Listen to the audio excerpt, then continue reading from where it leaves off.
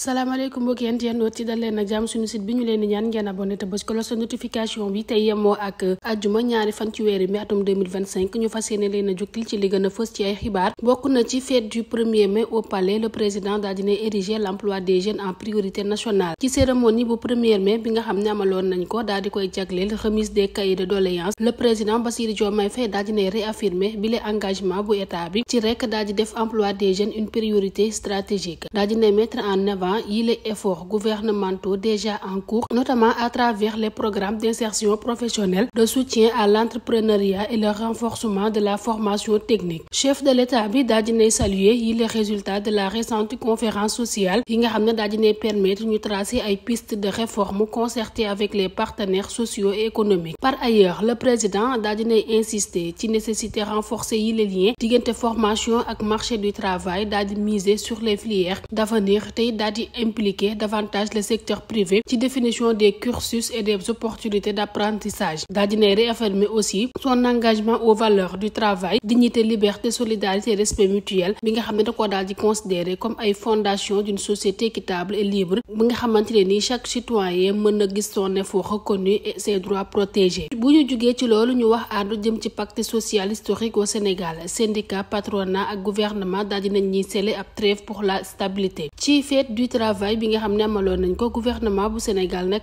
ak it ay syndicat ak it ay organisation patronale daal dinañ ñuy signé niki le 1er mai 2025 ab pacte national de stabilité sociale ci ab durée bu 3 ans. Bile entente tripartite qualifiée d'historique daal dina viser instaurer ab climat apaisé favorable à la mise en œuvre de la vision Sénégal 2025 du programme de transformation socio-économique du pays. En contrepartie d'un moratoire sur les grèves, les autorités nag daal dina ñuy engagé wu ci répondre aux revendications sociales te it daal di poursuivre ab dialogue permanent avec les partenaires sociaux. Premier ministre Ousmane Sonko mi nga xam ne daal dinay présider bi la cérémonie daal dinay saluer ab avancée majeure vers un nouveau modèle économique ñu daal di koy teg ci création ak it partage équitable des richesses. De leur côté yi les représentants syndicaux daal dina ñuy insister ci responsabilité collective bi nga xamante ne nii signature yi daal di dañ koy représenter, tandis que yi les organisations patronales daal dina ñuy fàttali attente en matière de souveraineté économique, contenu local et de réduction de la dette inférieure. Bi le pacte nag di marquer ab tournant dans les relations sociales fii ci Sénégal avec l'espoir d'un apaisement durable du climat social. Ñu des ba léegi ci colère sociale au Sénégal yi les syndicats daal dinañuy briser le silence te daal di défier le pouvoir. Un vent de contestation daal dinay souffler niki démb ci 1er mai fii ci Sénégal, un an après ginnaaw bi nga xamante ne nii kii di Bassirou Diomaye Faye daal dinay ñëw au pouvoir ak ay nouvelles autorités. Pour la première fois depuis l'indépendance, toutes les centrales syndicales du pays daal dinañuy manifester d'une seule voix à Dakar ngir daal di dénoncer yi les licenciements massifs ci fonction publique, waaye tamit daal di exiger ay meilleures conditions de vie. Rassemblement bi ñu daal di koy organiser devant le siège de la CNTS, daal dinay donner le ton, les promesses sociales non tenues, la flambée du coût de la vie et la baisse du pouvoir d'achat daal dinay attiser le mécontentement. Lépp ci 400 licenciements en CDI sont au cœur de la discorde. yi les syndicats daal dinañuy exiger seen réintégration avec toute signature d'un pacte social. yi les revendications ñu daal di koy teg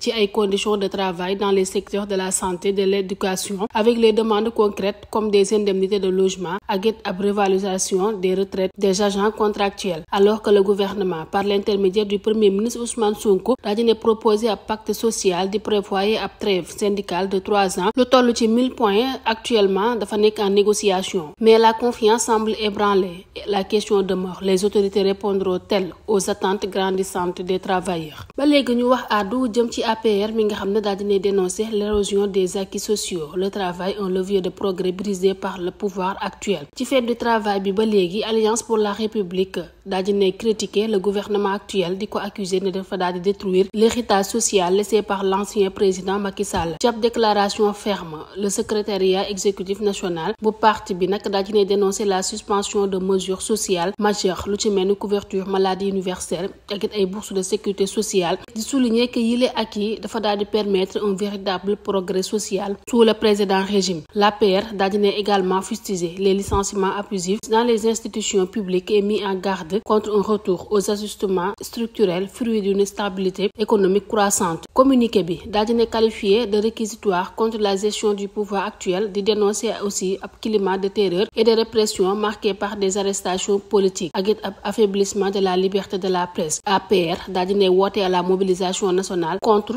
li nga xam ne da ko daal di considérer comme des dérives autoritaires di menacer la démocratie et les droits des travailleurs ñu daal di exiger la réintégration des travailleurs injustement licenciés tey di exprimer sa solidarité avec ceux en lutte, invitant tous les démocrates à se dresser contre ce qu'il appelle un régime répressif. ñu wax àddu jëm ci enquête sur des marchés publics, l'ex-directrice et un fournisseur arrêtés pour détournement de fonds. Section bu recherche de gendarmerie Colobane daal di ne achevé son enquête jëm ci ay irrégularités ci ay marchés publics yoo xam nañ ko daal di attribué en 2022 par le ministère de l'enseignement supérieur, de la recherche et de l'innovation ci direction ancien ministre bi di Cheikh Oumar Anne. Bile enquête nag daal di ne conduire à l'arrestation de l'ex-directrice des affaires générales et de l'équipement Ndeye Yacine Gueye ainsi que du fournisseur Momo Saleh, des représentants de la société Magic Land et d'autres individus, tous poursuivis pour détournement présumé de deniers publics. Yile arrestation daal di am ginnaaw ay soupçons de malversation financière ci gestion des fonds publics yu ñu alloués au marché attribué durant l'année 2022. Yile suspect nag dinañ daal di présenté wu niki tey ci àjjuma gi kanamu procureur de la République financière bi nga xam ne dafa daal di ordonné l'ouverture de l'enquête. Bi le mbir nag daal di mettre en lumière ay dysfonctionnements ci ay gestion des fonds publics te it mën na entraîner de nouvelles révélations sur d'autres pratiques similaires.